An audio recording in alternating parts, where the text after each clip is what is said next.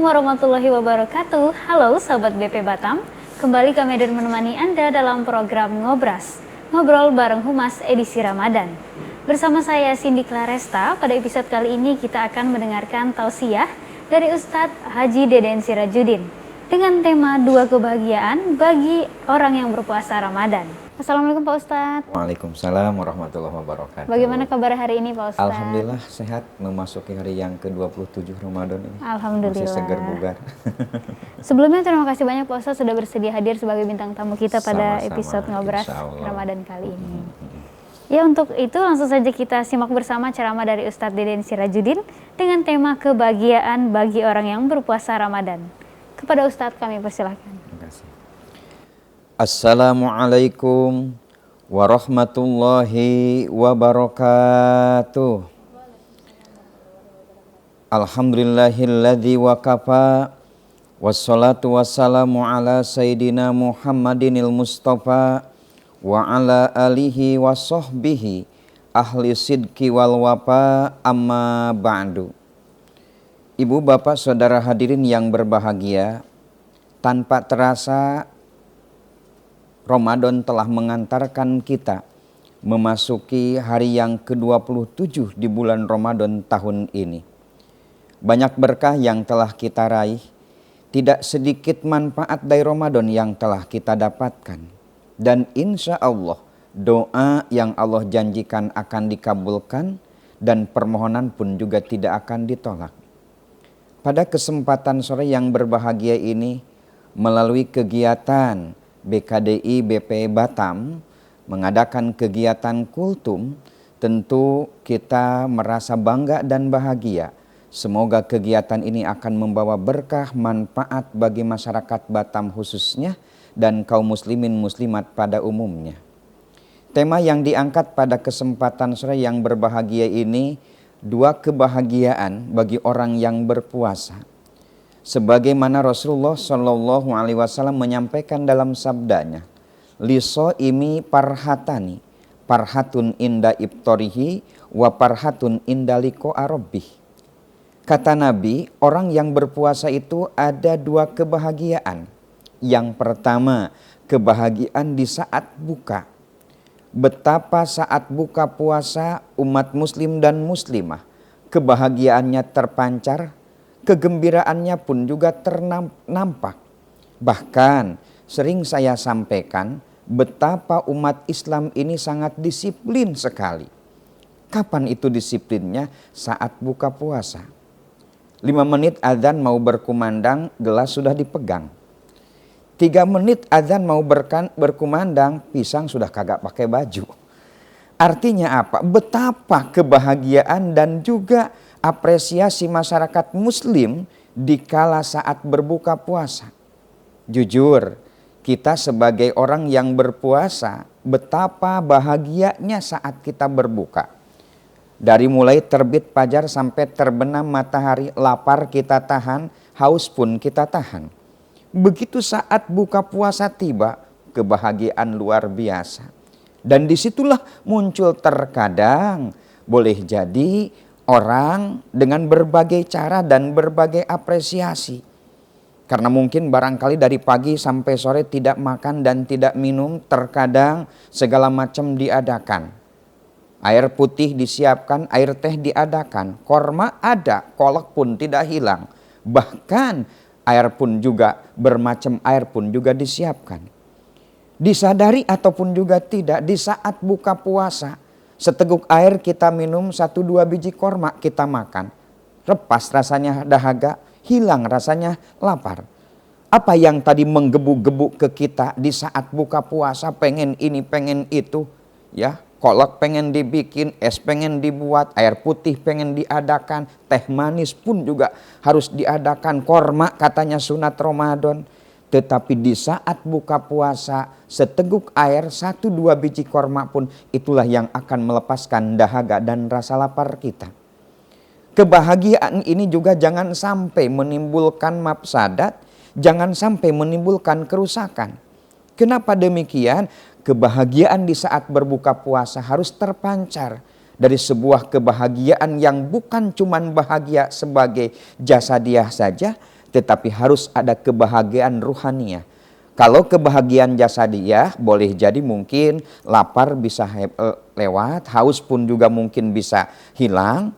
Tetapi lebih daripada itu, kita sudah merasakan bagaimana kalau Nabi mengatakan, roja'na min jihadil asgor ila jihadil akbar. Kita sudah menyelesaikan perang kecil dan kita akan melaksanakan perang besar. Apa itu perang besar? Tidak ada lain adalah kata Nabi, jihadun nafsi, memerangi hawa nafsu. Perjalanan dari pagi sampai sore dengan kita menahan lapar, menahan dahaga, bicara kita atur, pendengaran kita jaga, pandangan kita pelihara, pegangan panca indera pun juga kita pelihara, semua kita jaga dan kita pelihara. Disitulah akan terasa nampaknya, indahnya, nikmatnya suasana di saat kita berbuka puasa. Yang kedua, kegembiraan yang akan diraih oleh orang yang berpuasa itu tidak ada lain adalah di saat ketemu nanti dengan Allah di hari kiamat. Allah sudah menjanjikan as-saumu li wa anna ajzabihi. Puasa itu buat aku dan akulah yang akan memberikan balasan bagi orang yang berpuasa. Ketika sholat orang lain bisa lihat. Ketika haji satu kampung antar semua. Di saat kita mengeluarkan zakat orang miskin akan bilang, bapak ini baik banget. Ibu ini dermawan banget. Padahal itu kewajiban. Artinya ketika amalan selain daripada puasa orang bisa melihat, orang bisa menyaksikan, orang bisa mendengar. Mungkinkah itu akan muncul riya? Bisa jadi. Mungkinkah akan ada unsur sombongnya? Tidak menutup kemungkinan. Tetapi lain dengan ibadah puasa. Tidak ada seorang pun yang tahu kita puasa dan kita tidak. Yang tahu hanya kita dengan Allah. Artinya apa? Puasa ibadah sirriyah. Puasa adalah ibadah yang sangat rahasia. Ketika kita berwudu di saat mau sholat, teman kita wudu, teman kita pun juga wudu. Karena haus mencekik tenggorokan, lapar pun melilit perut. Akhirnya ketika saat wudu, ketika kemur-kemur air masuk ke dalam tenggorokan, teman kita tidak lihat dan tidak menyaksikan kita minum. Tidak ada yang lihat, yang tahu cuman kita dengan Allah. Tetapi jujur, orang yang berpuasa tidak akan melakukan seperti itu. Kenapa? Ini ibadah rahasia yang tahu dirinya hanya dengan Allah saja. Sehingga pantas Allah menjanjikan kegembiraan yang pertama di saat buka dan kegembiraan yang kedua di saat ketemu dengan Allah. Kenapa? Dididik kejujurannya, dididik kedisiplinannya, dididik keistiqomahannya orang yang melaksanakan ibadah puasa. Semoga kita termasuk orang-orang yang berpuasa yang akan membawakan dampak dan efek terhadap baik kegembiraan kita di saat buka puasa, tidak euforia yang berlebihan, bukan nafsu lawamah yang muncul, tetapi yang ada adalah nafsu mutmainnah. Tidak nafsu keserakahan, tapi adalah nafsu ketenangan. Dan harapan kita tentu dengan kebahagiaan yang kedua, yaitu akan ketemu dengan Allah. Semoga dalam kondisi pandemi virus corona saat ini yang kita rasakan, semoga jamaah muslim dan muslimat semuanya ibadahnya diterima oleh Allah Subhanahu wa taala, dan janji Allah dan Rasulullah akan mendapatkan kebahagiaan dua, baik ketika saat buka ataupun ketemu dengan Allah. Semoga semuanya akan mendapatkan dan akan merasakan. Amin ya Allah ya Rabbal Alamin. Barangkali ini yang bisa saya sampaikan. Terima kasih atas segala perhatian dan mohon maaf atas segala kekurangan. Wabillahi taufiq wal hidayah wal afu minkum. Assalamualaikum warahmatullahi wabarakatuh. Waalaikumsalam warahmatullahi wabarakatuh. Alhamdulillah sahabat BP Batam, tadi kita sudah mendengarkan tausiah dari Ustadz Deden Sirajuddin dengan tema kebahagiaan bagi orang yang berpuasa Ramadan. Ya Ustadz, ini ada beberapa pertanyaan dari sahabat BP Batam yang sudah kita rangkum. Betul. Langsung saja nih Pak Ustadz, saya mau tanyain mengenai apa saja tanda-tanda puasa yang diterima oleh Allah Pak Ustadz. Terima kasih. Jadi mengukur, melihat, menyaksikan, memandang, memonitor seberapa jauh kelihatan dampak efek orang yang bisa dikategorikan puasanya diterima Allah. Kan begitu ya pertanyaannya. Jadi kalaupun juga kembali kepada ayat Al-Quran, surat Al-Baqarah ayat 183, di ujung ayat itu Allah mengatakan dari awalnya, ya ayyuhalladzina amanu kutiba alaikumusiyam kama kutiba alal ladzina min qablikum la'allakum tattaqun. Jadi endingnya itu adalah menjadi orang yang bertakwa. Jadi orang yang berpuasa itu tujuannya adalah menjadi orang yang bertakwa. Pertanyaannya, di mana ciri dan letak nampak orang yang berpuasa itu diterima oleh Allah? Yang pertama, nilai imannya akan bertambah. Karena kan yang dipanggil ketika orang yang berpuasa itu orang yang beriman ya. Orang yang beriman, orang yang punya keyakinan. Karena puasa ini kalaupun saya mengartikan bahasa Arabnya itu siam ya. Siam itu hurufnya ada 4, ada sod, ada iya, ada alif, ada mim. Sod itu artinya sabar. Orang yang berpuasa kan harus sabar. Sabar menahan lapar, sabar menahan haus, sabar menahan mengendalikan emosi. Yang kedua, iya. Yaitu artinya apa? Kepanjangan kata ulama yakin. Yakin itu apa? Kita melaksanakan ibadah puasa itu kan berangkat dari sebuah keyakinan. Ya. Yang ketiga dari kalimat siam itu hurufnya alif. Apa itu alif?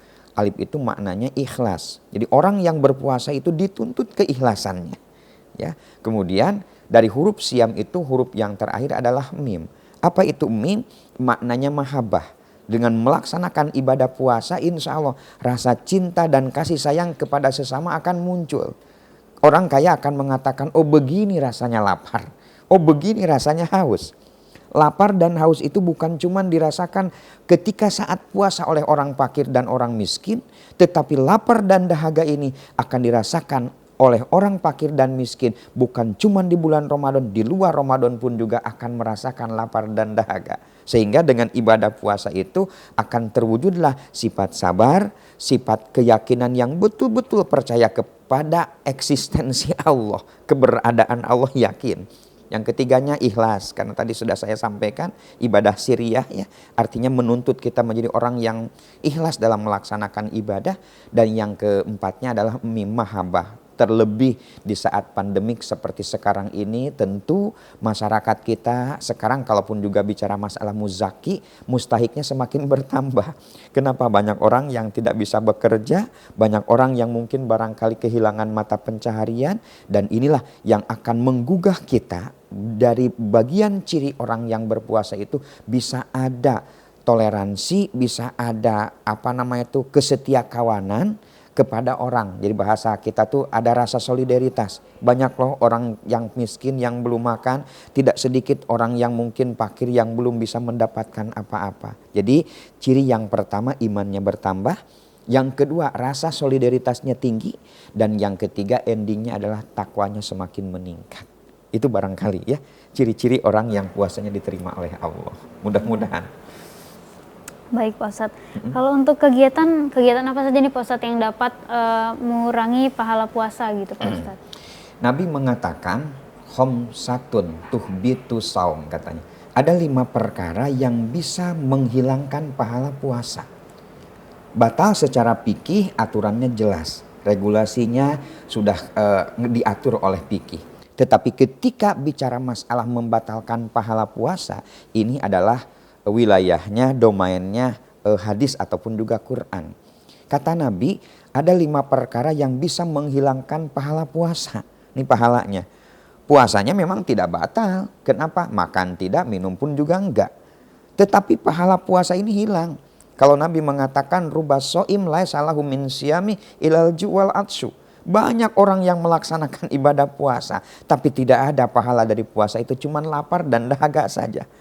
Apa permasalahannya? Yang pertama, yang menghilangkan pahala puasa itu tidak ada lain adalah al-kadzib, katanya, berbohong.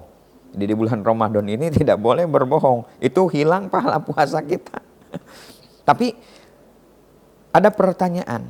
Teman saya dengan yang A dengan yang B itu lagi kelahi ini. Udah nggak berteguran. Yang si C ini ambil posisi. Ya, pas begitu tanya sama si A, kamu dengar-dengar lagi kurang beres dengan sama si B. Si A bilang, iya memang kurang ajar si B ini. Wah, si C ini menjadi lem perkat. Artinya barangkali bahasa agama itu mengislah maunya itu. Dia bilang, bohong tapi setahu saya si B itu tidak demikian lah A. Dia itu jujur, orangnya baik kalau menurut saya. Dan dia pun juga sering nanya-nanya sama kamu A. Tidak ada yang jelek itu buat kamu A dari si B itu. Kata si A, benarkah? Waduh, saya betul. Saya udah nanya sama dia. Padahal nggak nanya, pan bohong tuh ya. Udah si A ditemuin, si B ditemuin juga. B, dengar-dengar kamu lagi kurang beres dengan si A tuh. Memang kurang ajar si A itu. Memanglah segala macam keluar. Kata si C bilang lagi, setahu saya nggak gitu-gitu amat. Saya malah datang kemarin, saya rindu banget dengan si B ini. Padahal si A tidak ngomong rindu, malah marah-marah. Tetapi itulah kondisinya, ingin mengislahkan ya, ingin mempersatukan kembali, bukan menjadi kompor ataupun provokator, tetapi yang ada ingin menjadi lem perekat, ingin menyatukan kembali silaturahimnya. Akhirnya si A pun juga merasa dikasih tahu sama si C seperti itu, si B pun juga begitu, akhirnya dipersatukan. Ini kan bohong tuh. Bohong seperti itu memang tidak menjadi bohong yang akan menghilangkan pahala puasa insya Allah. Tapi bohong selain daripada itu ya insya Allah akan bisa menghilangkan pahala puasa. Umpama lagi seorang istri, suami senang banget lah bulan Ramadan ini dapat bonus misalkan dari perusahaan, dari tempat di mana kerja. Ya, sampai di rumah belum apa-apa dibelikanlah baju yang menurut ukuran suami, wah ini baju bagus, kainnya pun juga lembut lah, pokoknya suami udah oke banget lah perkiraan. Sampai di rumah begitu lihat suaminya bawa baju, kata suaminya dengan bangganya, istriku ini baju. Istrinya begitu lihat itu baju warnanya norak, kainnya pun juga kasar, tetangga tidak mau beli, memang bajunya jelek. Tapi baiknya istri ini bagaimana? Begitu suami memberikan, kata suaminya, bagaimana istriku ini baju, bang bagus banget ini baju. Mana ada tetangga kita yang punya baju seperti ini, memang jelek dalam hati. Sehingga karena mungkin barangkali ingin menyenangkan hati suami, tidur dipakai, pergi kemana dipakai, kemana saja dipakai. Suaminya bilang, memang baju yang saya pakai ini kepake sama istri saya. Dalam hati istrinya bukan itu, biar cepat lecek ini baju saya pakai terus. Bohong kan itu? Tapi bohong itu untuk yang baik. Tapi bohong selain daripada itu memang dosa dan menghilangkan pahala puasa. Yang kedua, yang menghilangkan pahala puasa itu adalah ghibah. Ghibah itu apa? Menggunjing, ngomongin orang. Ya, jadi kalaupun juga misalkan benarnya itu ada sesuatu perbuatan yang dilakukan oleh saudara kita, itu namanya ghibah. Sama dengan makan daging saudaranya sendiri, kan begitu ya. Kalau seandainya itu benar, tetapi dikala itu tidak benar, namanya fitnah. Quran mengatakan al-fitnatu asyaddu minal qatli. Fitnah lebih kejam daripada pembunuhan. Bisa menghilangkan nama baiknya, bisa merusak nama baiknya karena difitnah. Nah, kalau seandainya ghibah benar itu, tetapi tetap itu merupakan bagian daripada perbuatan dosa, dan ketika nanti di alam akhirat, maaf saja, seorang misalkan digibahkan si A dengan si B, si A yang gibah sama si B. Ketika waktu nanti di alam akhirat akan diberikan tuh kejelekan si B ke si A dan kebaikan si A diberikan ke si B. Itu daripada gibah, artinya ngomongin orang, menggunjing. Ini juga menghilangkan pahala puasa. Dan yang ketiga adalah namimah. Namimah itu mengadu domba. Kalau saya tadi sampaikan harus menjadi lem perekat ya. Harus menjadi penyambung lidah untuk mempersatukan kembali, menjaga silaturahimnya. Tetapi ini namimah aku ngadu domba. Kesini memprovokasi, akhirnya timbullah perpecahan. Ya itu tidak boleh. Terlebih sekarang di saat pandemi seperti ini, kadang-kadang masyarakat suka gampang disulut. Kita jadi sebagai masyarakat muslim dan muslimah yang melaksanakan ibadah puasa, bagaimana esensi puasa itu harus bisa kita lakukan. Bagaimana caranya? Jaga kebersamaan, wujudkan sebuah kekompakan. Kalau ada isu yang kurang begitu baik, jangan memprovokasi. Ya, kenapa? Mudah-mudahan kondisi ini akan segera berlalu sehingga masyarakat kita khususnya di Batam dan Indonesia pada umumnya akan boleh jadi insya Allah selamat dari musibah dan wabah yang sekarang ini. Itu namimah, mengadu domba. Yang keempat, tidak ada lain adalah bersumpah palsu. Sumpah, wallahi, billahi, taullahi. Sumpah tak bohong. Ini bisa menghilangkan pahala puasa. Di pahala puasa ini akan hilang karena sumpahnya bohong. Kamu ngambil, enggak sumpah, padahal dia ngambil. Ya, Demi Allah, saya enggak. Nah itu pahala puasa hilang. Karena memang sumpahnya bohong. Kemudian yang kelima, yang terakhir, wan nadru bisyahwatin, memandang karena syahwat. Ada memandang tuh karena memang sepintas saja, ada memandang memang karena syahwat. Nah itu yang bisa menghilangkan pahala puasa. Jadi harus betul-betul dijaga. Yang pertama, tidak boleh bohong. Yang kedua, tidak boleh ngomongin orang. Yang ketiga, jangan ngadu domba. Dan yang keempatnya, jangan bersumpah yang tidak benar. Dan yang kelimanya, yang menghilangkan pahala puasa itu adalah memandang karena syahwat. Demikian, Mbak. Baik Pak Ustadz, luar biasa sekali tadi tanya jawab kita Pak Ustadz ya. Semoga apa yang disampaikan Pak Ustadz ini dapat bermanfaat dan dapat menjawab pertanyaan dari sahabat BP Batam Amin, tentunya. amin. Terima kasih. Baik sahabat BP Batam, dengan berakhirnya tausiah dari Ustadz Deden Sirajudin, maka berakhir pula acara ngobras kita kali ini. Saya Cindy Claresta beserta kru yang bertugas pamit mau undur diri. Jangan lupa untuk like, komen, dan subscribe channel YouTube Badan Pengusahaan Batam, serta nyalakan tombol notifikasinya. Wassalamualaikum warahmatullahi wabarakatuh.